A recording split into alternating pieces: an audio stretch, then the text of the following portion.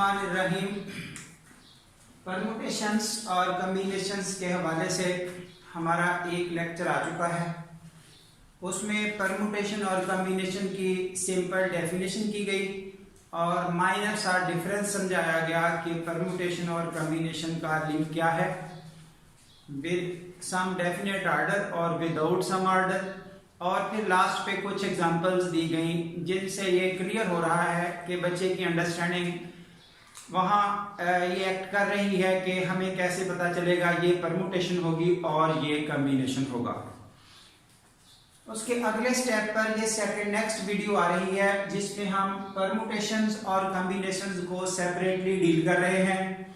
और अब ये वाली वीडियो कंप्लीटली परमुटेशंस के हवाले से है और परमुटेशंस की जो डिफरेंट क्लासिफिकेशन है उसके हवाले से है। सिंपल जब डेफिनेशन से आगे बढ़ेंगे तो एक परमुटेशन का जो आम नाम है वो ये देखिए, एक अरेंजमेंट है according to some order. Order means अगर जरा सा भी दो जगह से इस तरह की इंटरचेंज कर दी जाए एलिमेंट की तो हमें एक नई चीज पहले से डिफरेंट मिले, ये है एक आर्डर। और अगर अरेंजमेंट चेंज करने से डिफरेंट चीज ना मिले वहां कम्बिनेशन होता है। तो इस वक्त जैसे कि 1 2 3 3 नंबर हैं, उनकी जरा सी जगह बदल दे 2 3 की ऐसे तो आपको डिफरेंट नंबर नजर आ रहा है। ये टोटल 6 नंबर्स बने अगर हम 3 एलिमेंट को यूज करते हैं। तो हमारा इस वक्त जो काम है ये तादाद के हवाले से होगा कि कितने बनाए जा सकते हैं ऐसे नंबर, इनकी डिफरेंट अरेंजमेंट्स कितनी बनाई जा सकती हैं तादाद में। तो ये 6 नजर आ रही हैं। वाया फार्मूला इसका सलूशन है ये 3 एलिमेंट को देखते हुए 3 का factorial which is equal to 6। अब इससे आगे बढ़ाया जा रहा है काम। बेसिक्स के बाद परमुटेशंस की जो फर्दर क्लासिफिकेशन है वो 2 हिस्सों में डील की जा रही है। नंबर 1 नॉन रिपीटेड डाटा अगर सामने हो, नंबर 2 रिपीटेड डाटा सामने हो। अब नॉन रिपीटेड और रिपीटेड डाटा का फर्क क्या है, ये देखिए, जो डिफरेंट लेटर्स आ रहे हैं किसी इंग्लिश वर्ड के साथ, उनमें कोई जो अल्फाबेट है वो रिपीट नहीं हो रहा, ये सब के सब डिफरेंट है। जैसे ग्रुप है, क्वेश्चन है, पेंसिल है, ऐसे आर्टिकल होगा, कोई और वर्ड जितने भी आप ले सकते हैं जिसमें ये सब के सब डिफरेंट लेटर्स यूज हो रहे हो।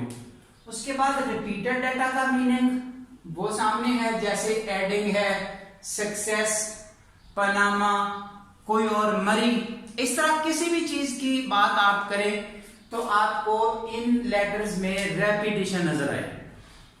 हाँ जी, अब इस नॉन रिपीटेड डाटा को कैसे डील करना है, रिपीटेड डाटा को कैसे डील करना है, ये हमारा आज का यहां लेक्चर है। नॉन रिपीटेड डाटा, पेंसिल से कितने डिफरेंट वर्ड्स बनाए जा सकते हैं अगर इनकी जगह चेंज कर दी जाए और तमाम के तमाम लेटर्स यूज किए जाएं। तो टोटल पेंसिल के जो लेटर्स हैं these are 6, solution is 6 factorial. Group के 5 लेटर्स हैं 5 फैक्टोरियल। क्वेश्चन के 8 लेटर्स हैं 8 फैक्टोरियल।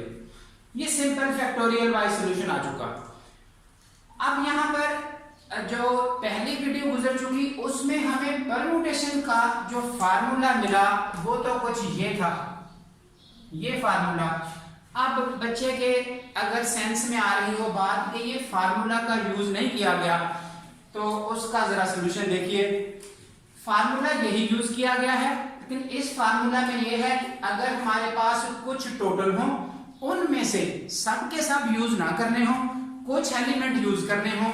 जैसा कि ये देखिए question, how many words can be formed from the letters of the word, ये पेंसिल, ऊपर भी पेंसिल का वर्ड था, वही पेंसिल फिर लिखा, इफ 4 लेटर्स आर यूज्ड, यानी कि इन 6 में से कोई 4 यूज करने हैं।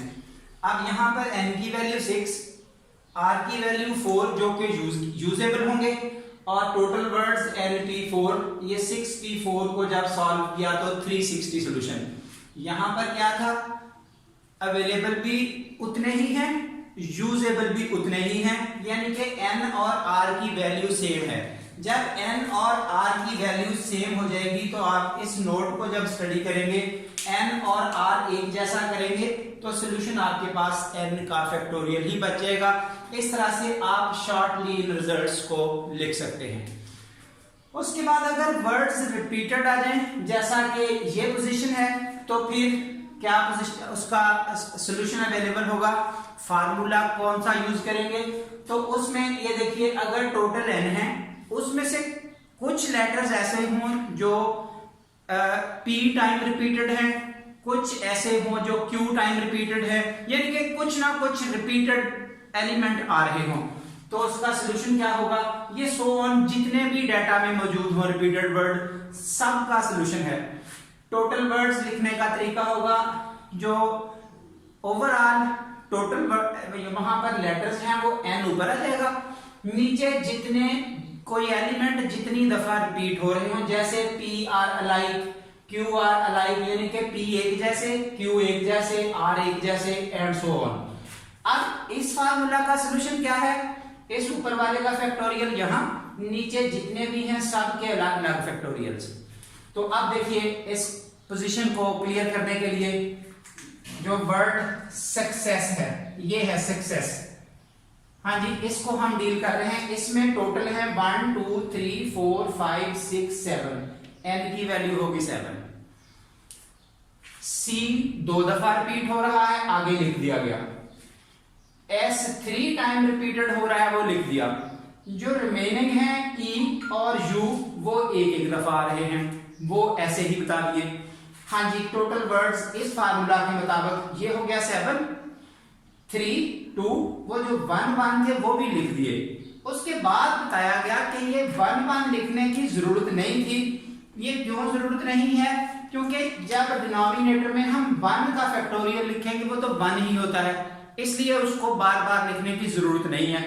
आप जस्ट वही लिखें जो डाटा हमें प्रॉब्लम क्रिएट कर रहा है, जो सिस्टम को अफेक्ट करेगा, सिर्फ वो चीज लिखें। इसलिए वंस को लिखने की जरूरत नहीं है, आइंदा ऐसे लिखने की बजाय बस इसी तरह लिखा जा सकता है। अब ऊपर वाले का फैक्टोरियल ऊपर, नीचे 3 का फैक्टोरियल, 2 का फैक्टोरियल, इस सारे पार्ट को सॉल्व करते हुए यहां हम आंसर बना सकेंगे। उसके बाद ये वर्ड आ रहा है एडिंग, ADDING। हाँ जी, इसमें टोटल है ये 6, उसमें d 2 टाइम रिपीट हो रहा है, रिमेनिंग वंस रिपीट हो रहे हैं, सो टोटल वर्ड्स 6 2। ये देखिए अब साथ 1 1 1 नहीं लिखा गया। 6 का फैक्टोरियल, 2 का फैक्टोरियल, सोल्यूशन हो गया 360। के बाद पनामा वर्ड है, उसमें इसी तरतीब से टोटल 6, उसमें a 3 टाइम आ रहा है, वो लिखा।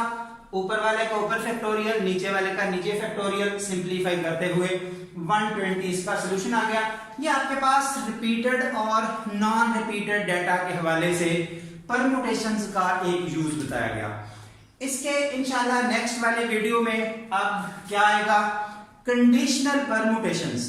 कंडीशनल परमुटेशंस मीन, जैसा कि अभी यहां पे आपको बात कर दी जाए, से इससे कितने लेटर्स बनाए जा सकते हैं अगर Q को शुरू में ही रखा जाए। इस एडिंग से कितने वर्ड्स बनाए जा सकते हैं अगर 2 D's ऑलवेज टुगेदर हो, 2 D's सेपरेट हो आपस में। ये इस तरह का यानी कि वर्ड कंडीशन कह दिया है। कोई और ऐसा हो सकता है, से 3000 से या 3 लाख से लार्ज नंबर कितने बनाए जा सकते हैं अगर गिवन डाटा यहां पर अवेलेबल हो, लाइक दिस। यानी कि ये हमारा नेक्स्ट वाला इंशाल्लाह अभी आर्टिकल मिल जाएगा आपको, जिसमें ये कंडीशनल परमुटेशंस की बात की जाएगी। तो कंडीशनल के हवाले से यानी कि जो डिस्टर्बेबल डाटा है ज्यादा, वो कंडीशनल के हवाले से ही होता है।